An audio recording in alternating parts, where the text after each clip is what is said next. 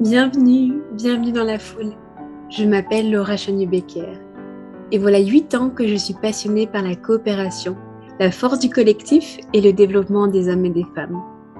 Ces dernières années, j'ai rencontré des personnes extraordinaires qui m'ont marquée, émue, impressionnée, inspirée, car de près ou de loin, elles ont perçu, à un moment de leur vie, de leur carrière, la puissance du faire ensemble, la magie de l'intelligence collective.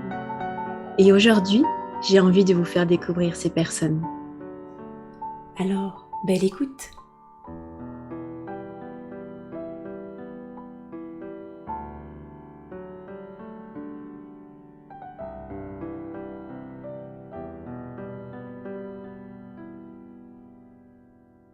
Cet après-midi, j'ai la joie d'échanger avec Anthony Offray. Anthony, il est directeur de l'agence 1 Loire-Rhône à l'Office national des forêts. Mais quand je l'ai rencontré il y a quelques années, il était directeur de l'agence territoriale Poitou-Charentes. Depuis plusieurs années, l'ONF et la région Nouvelle-Aquitaine se sont lancés dans la mise en place d'un réseau régional de forêts expérimentales afin d'impulser une démarche innovante et collaborative sur la capacité de résilience des forêts face aux changements globaux. Dans ce cadre, l'ONF a lancé une démarche collaborative pour développer un jeu vidéo, Hespéride et la forêt de demain, qui vise à sensibiliser les citoyens et citoyennes à la protection des forêts. Nos toutes premières rencontres avec Anthony remontent à février 2020, lorsqu'il nous a demandé de concevoir et d'animer une journée avec les collaborateurs d'ONF pour s'aligner sur une vision du succès commune du futur Serious Game, d'identifier les cibles potentielles du jeu et d'esquisser les premières lignes de scénario. Depuis ce jour, Anthony et son équipe ont continué de nous solliciter pour les accompagner à des étapes clés du projet. Ce fut un bonheur de travailler avec Anthony, et j'avais vraiment envie de vous partager son point de vue de commanditaire, de prescripteur de la facilitation, pour mieux engager les acteurs du territoire au service des forêts. Anthony souhaite sincèrement rassembler et impliquer les personnes qui sont parties prenantes d'un défi ou d'une problématique pour réussir collectivement. Il suscite une grande confiance et partage aisément la sienne. Il investit son temps et son énergie à valoriser la diversité des personnes, des expériences et des métiers. Son audace et son humanité nous inspirent énormément chez Yapluka. Et surtout, il adore les jeux pédagogiques, alors ça a tout de suite accroché avec Yapluka. Je vous laisse écouter son partage d'expérience. Bonjour Anthony. Bonjour Laura. Pour débuter Anthony, et puis tu commences à bien nous connaître, on adore les jeux et surtout on adore les temps d'inclusion pour se connecter aux personnes qui nous entourent. J'aimerais te proposer un premier jeu qui va m'amener à te poser des questions de curiosité. La première question que j'aimerais te poser, c'est de te présenter, mais à travers un végétal ou à travers un arbre. Donc, si tu étais un arbre, lequel serais-tu et pourquoi? Demander ça à un forestier, c'est cruel. Je les aime tous. Il y en a un que j'aime beaucoup et je m'identifie bien, c'est le pin à crochet. Quand je fais de la randonnée, je suis admiratif pour ce petit arbre-là qui est souvent le dernier avant la haute montagne. Il a la vie super dure avec la neige en hiver, le froid, le soleil, l'atmosphère raréfiée. C'est souvent un bonsaï, donc souvent il est très très beau et il s'accroche, il s'accroche, il s'accroche. Moi, je suis admiratif et puis très souvent, il a des paysages magnifiques à ses pieds. Même s'il a la vie dure, j'aimerais bien être un pin à crochet. Ok, un pain à crochet. Allez, on continue Anthony. Deuxième question. Qu'est-ce qui a été source d'optimisme pour toi cette dernière semaine? Cette dernière semaine, 2 choses. Le plaisir de découvrir ma future équipe. J'ai pu travailler ce matin avec eux et ils sont super. Donc voilà, très accueillants et on a plein de défis à relever ensemble. Et puis une autre chose, après 4 ans de travail, j'ai réussi à concrétiser un partenariat avec une grande maison de cognac qui va nous aider à planter des chênes en forêt de Braconne près d'Angoulême. Et voilà, c'est à quelques jours de mon départ, c'est le couronnement d'un travail de construction d'une relation de confiance dont je suis très très fier.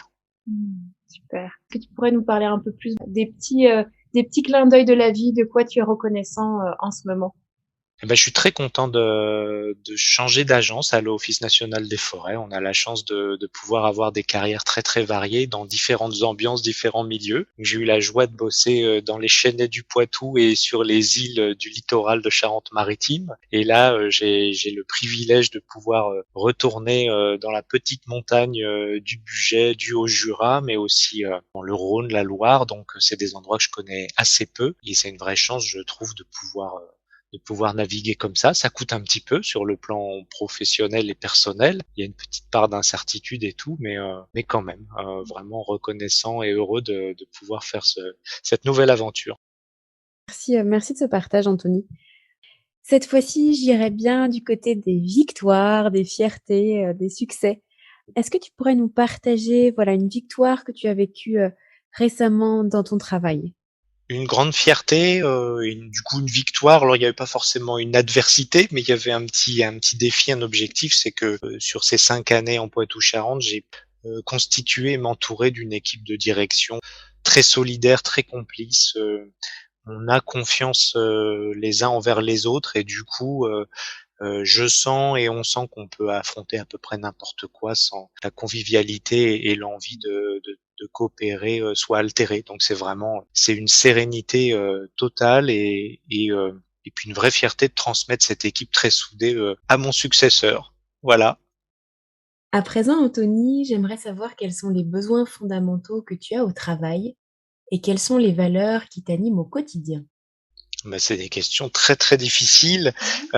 Sur les besoins qui sont les miens au travail, il y en a un premier qui me vient tout de suite, c'est forcément la confiance. Ça paraît évident, certainement, mais je la donne très facilement. Par contre, une fois qu'elle est perdue, c'est difficile et j'ai vraiment besoin de me sentir en confiance et de sentir aussi que les autres me font confiance.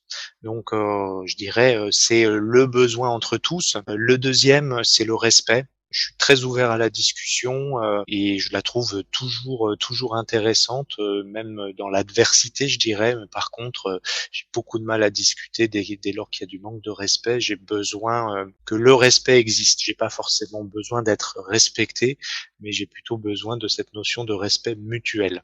Et puis la troisième, c'est la convivialité. C'est qu'on peut faire aussi plein de choses en étant un petit peu détendu et en rigolant de temps en temps. Donc voilà, confiance, respect, convivialité, ce seraient un peu les trois choses qui me viennent en tête comme ça. En matière de valeur, c'est presque encore plus compliqué. Moi, c'est très lié aux besoins et la fierté que j'ai toujours avec mon équipe, c'est la coopération. On est là pour s'entraider, pour aider, pour travailler intelligemment ensemble et je trouve ça magique quand on voit des collègues proposer leur appui ou comprendre que l'autre a besoin soit d'un peu de temps, soit d'un petit peu d'écoute. C'est assez magique quand les conditions sont réunies. Alors, comme j'ai parlé d'écoute, voilà, il y a aussi une espèce d'équité, c'est une valeur qui est importante pour moi et c'est vrai que en tant que directeur d'agence, je prends souvent des décisions qui sont pas forcément agréables à prendre. Donc je m'attache à être en tout cas le plus équitable possible. Ça c'est une valeur que j'essaie d'incarner et qui est importante. Et puis après, l'engagement, je suis toujours beaucoup plus tolérant avec des collègues engagés, même s'ils font des grosses bêtises ou qu'ils font pas exactement comme je le souhaitais, avec des gens en retrait, voire des attitudes de sabotage, mais je suis pas sûr que beaucoup de gens soient très à l'aise avec les saboteurs de toute façon. Merci beaucoup, Anthony, pour tes réponses à mes questions de curiosité qui nous ont permis d'apprendre à mieux te connaître. Maintenant, j'aimerais qu'on relève un défi ensemble, et pas des moindres, le défi de définir le collectif. Et donc, Anthony, pourrais-tu nous partager ce qu'est le collectif pour toi? J'ai une définition peut-être indirecte. J'aurais tendance à penser que c'est vraiment magique quand il fonctionne, puis qu'au contraire c'est un véritable enfer quand il dysfonctionne. Donc c'est là que la facilitation peut nous aider aussi. Oui, c'est sûr, mais avant de nous raconter ton expérience de facilitation, Anthony, pourrais-tu nous partager tes bonnes pratiques, tes astuces, ta recette pour qu'un collectif avance ensemble? Mon premier réflexe, c'est souvent de rappeler le pourquoi on est là. Je me rends compte que trop souvent, on va embrayer des réunions en tenant pour acquis, le fait que chacun sait ce qu'il a à dire et à faire et ce qu'il peut apporter dans une réunion en collectif, et c'est faux en fait. Là, très souvent, les gens savent pas aussi bien que nous ce pourquoi on les a invités, ce qu'ils peuvent apporter, quel jeu se joue. Et ça très souvent, ça désamorce complètement les inquiétudes qu'il pouvait y avoir de préciser le pourquoi on est là. Mais c'est vrai que plus on est stressé ou pris, par des exigences de production, plus on peut passer sur ce pourquoi. Donc moi, ma recette, c'est souvent de prendre un temps pour rappeler le sens et l'attendu, le pourquoi de ce moment collectif, quoi. Probablement les bonnes pratiques, c'est d'avoir aussi précisé les règles du jeu au début. Est-ce que c'est, effectivement un moment collectif pour une consultation ou carrément une codécision? Déjà, c'est plus facile, ensuite de conclure quand les gens ont le sentiment de ne pas avoir été trompés sur la marchandise. Donc ça nécessite d'être, voilà, clair sur les règles et les objectifs, honnête sur les attendus, les marges de manœuvre, et quand on a précisé tout ça, les gens s'expriment bien volontiers, en fait. Mais si on veut pouvoir les inviter, des mois plus tard à refaire le jeu, il faut pas les trahir. Ce qui est important, encore une fois, c'est d'être, soi-même au clair avec ce qu'on veut, avant de solliciter le collectif. C'est de se dire: «Qu'est-ce que je suis prêt à mettre sur la table? Qu'est-ce que je suis prêt à entendre, à négocier, à discuter? De quoi j'ai besoin?» D'accepter aussi qu'il peut sortir quelque chose d'imprévu et de pas mal. Et quand on a fait ce travail, voilà, la transparence, l'honnêteté sur les règles, et tout le monde peut comprendre qu'à la fin quelqu'un décide, mais c'est essentiel pour que ça marche durablement. C'est hyper intéressant ce que tu nous partages là. Et en effet, c'est très important de clarifier dans quel type de démarche on est lorsqu'on fait appel à la facilitation et aux méthodes d'intelligence collective. Justement, dans son livre Devenir facilitateur, Jean-Philippe Poupart y distingue 3 modes de prise de décision: directif, participatif et collaboratif. Alors le mode directif, c'est lorsqu'un leader, un manager, un collaborateur, ils prennent eux-mêmes leurs décisions, sans avoir préalablement sollicité l'avis des autres collaborateurs de façon formelle. Ensuite, il y a le mode participatif, où plusieurs collaborateurs sont consultés face à un problème donné, mais c'est toujours le leader qui prendra la décision. Et dernièrement, le mode collaboratif, la décision est déléguée au groupe. Le problème, il peut être amené par le leader, mais les décisions, elles seront directement prises par le groupe. Et comme tu as pu le partager, la facilitation, elle est idéale pour accompagner les modes décisionnels participatifs et collaboratifs. Et justement, Anthony, donc on parle de facilitation, est-ce que tu pourrais nous décrire le premier projet pour lequel tu as fait appel à la facilitation et pourquoi?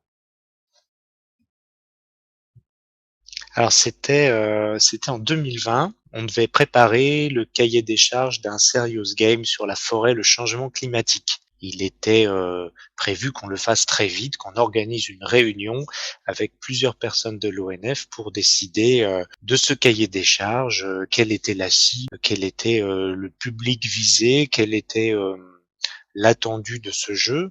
Et en fait, je me suis rendu compte que le public qu'on allait associer était très, très divers, et je commençais à me dire: «Mais comment on va conduire cette réunion? Et puis finalement, si on se retrouve dans une salle devant un PowerPoint, est-ce que vraiment ça va être les bonnes conditions pour inventer un jeu qui doit être sympa?» Mon collègue du lab innovation de l'ONF m'a donné vos coordonnées, je vous ai appelé, puis on a rapidement, fixé une date, et on s'est retrouvés dans vos locaux, très conviviaux, et on a passé une super demi-journée, parce que ce qu'il faut retenir, c'est que je pense qu'en 2 heures et demie, 3 heures, hein, le temps était vraiment contraint, et ben, on a fait plus qu'en 8 heures, dans une salle, donc ça a été redoutable, et c'était mon premier contact avec, l'efficacité, de la facilitation, l'efficacité de ces petits sas à l'entrée de jeux et de prise de parole qui permettent d'un seul coup de s'immerger dans un processus un peu créatif. J'avais vraiment été bluffé. On me dit dans l'oreillette qu'il y a eu une suite à cette journée pour concevoir le cahier des charges du Serious Game. Est-ce que tu peux nous en dire un peu plus?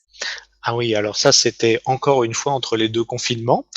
Encore une fois, on a eu de la chance, hein, je crois, et les gens étaient contents de se voir, en fait, physiquement. Je me rappelle que ça ressortait vraiment dans le plaisir à se retrouver effectivement à Bordeaux pour un comité de pilotage d'une convention importante qu'on a avec la région Nouvelle-Aquitaine, le programme Néoterra qui dépasse largement la forêt, mais qui est la feuille de route en matière d'environnement et d'adaptation au changement climatique de la région Nouvelle-Aquitaine. Et donc on voulait, en tant qu'acteur de ce programme, faire un retour de l'avancement des projets portés par l'ONF, non seulement aux élus et financeurs de la région Nouvelle-Aquitaine, mais à plein de partenaires aussi de la forêt privée, des instituts de recherche, des forestiers au sens large. On voulait du coup organiser des choses mieux séquencées avec des moments de travail assez variés, des formats d'échange qui rendent vraiment nos partenaires aussi acteurs sur la suite à donner à nos projets, puisqu'il était possible d'infléchir le déroulement de nos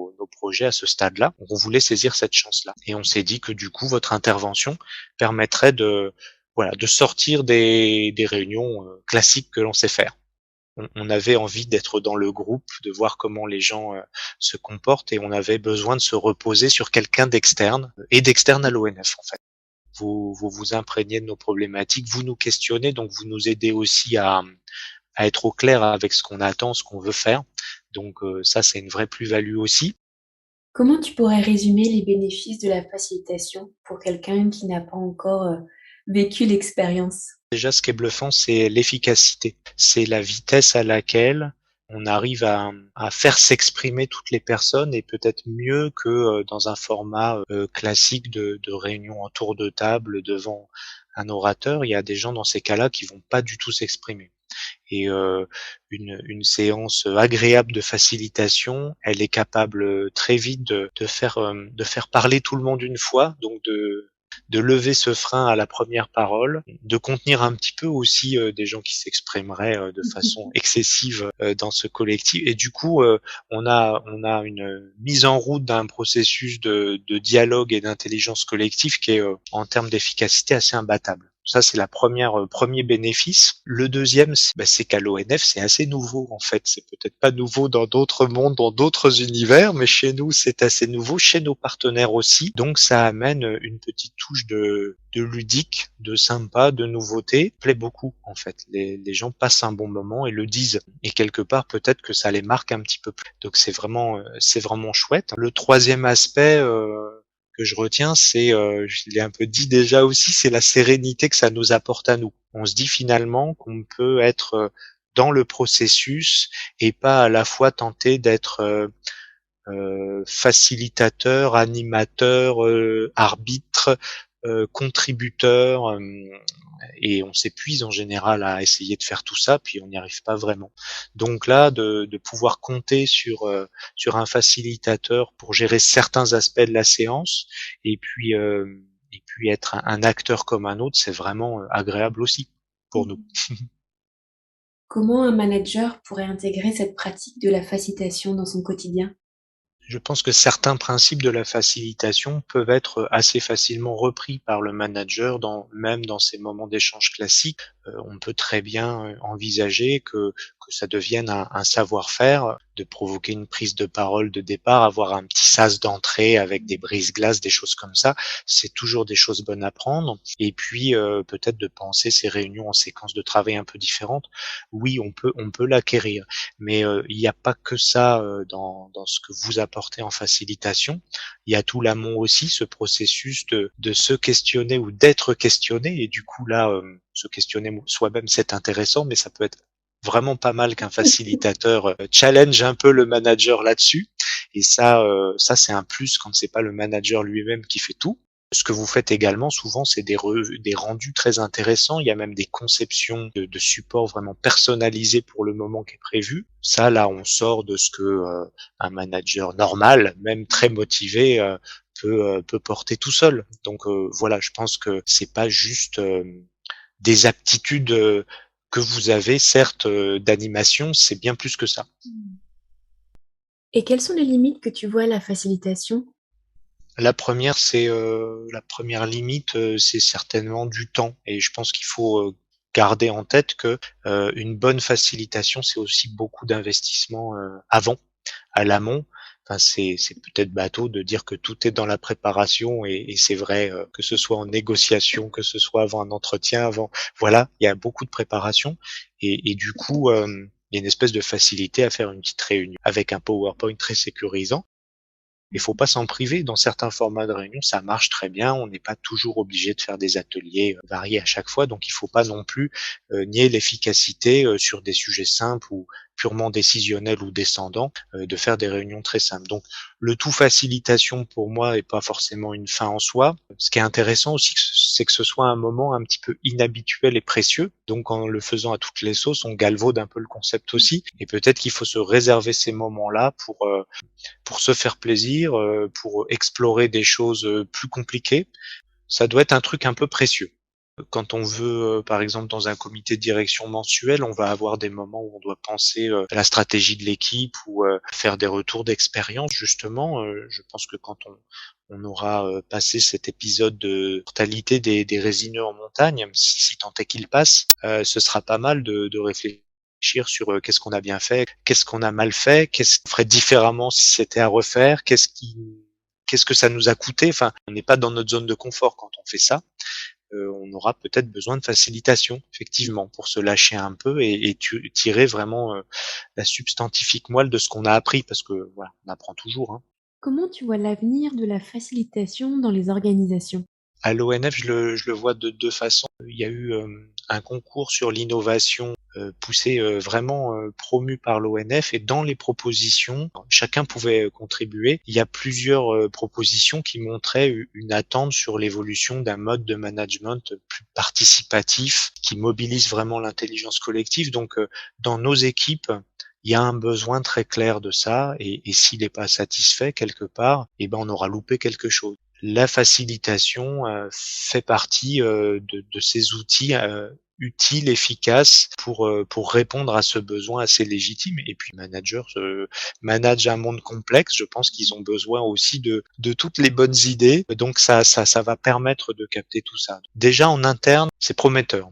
Et puis ce qu'on a fait ensemble, hein, sur la forêt de la Coubre il y a quelques jours, c'est aussi de faire se rencontrer l'ONF et ses partenaires. On est dans des attentes sociétales sur la forêt qui sont très fortes, parfois antagonistes et quelquefois heureusement rares, incompatibles, ce qu'on appelle dans notre jargon les conflits d'usage. On a longtemps été, nous, dans une posture de sachant. Si on veut créer des alliances, si on veut susciter la compréhension de nos partenaires, l'adhésion, puis peut-être même aussi les impliquer dans l'avenir de nos forêts, puisque en fait tout le monde demande ça, tout simplement, eh bien l'expérience qu'on a menée en forêt de la Coubre montre que les gens n'attendent que ça. Par contre, il faut créer les conditions de ce dialogue et la facilitation marche bien aussi pour faire se rencontrer des positions a priori inconciliables. Et c'est un grand enjeu stratégique pour l'ONF et pour les forêts françaises de se rapprocher de la société, d'instaurer un vrai dialogue avec tous les usagers, comme on les appelle dans notre jargon ONF. Une dernière question pour la route. Et toi, Anthony, est-ce que tu aimerais devenir un facilitateur? Ah ça, j'y ai beaucoup réfléchi parce que c'est vrai que j'adore causer, j'adore animer les réunions, j'adore même diriger des fois les réunions, ce qui est déjà moins une posture de facilitation. Mais je crois que j'aime encore plus participer et me faire plaisir à une réunion où il y a un facilitateur ou une facilitatrice avec qui j'ai préparé les choses et qui qu'organise tout ça et faire partie du processus. Je crois que ça me plaît encore plus que d'imaginer prendre la place du facilitateur. Donc c'est intéressant, j'apprends beaucoup, mais j'aime bien être dans le processus en fait. Voilà, donc une petite réponse de Normand. Merci beaucoup, Anthony. Merci, à très bientôt. Le temps a filé depuis l'enregistrement de cet épisode, il y a un peu moins d'1 an.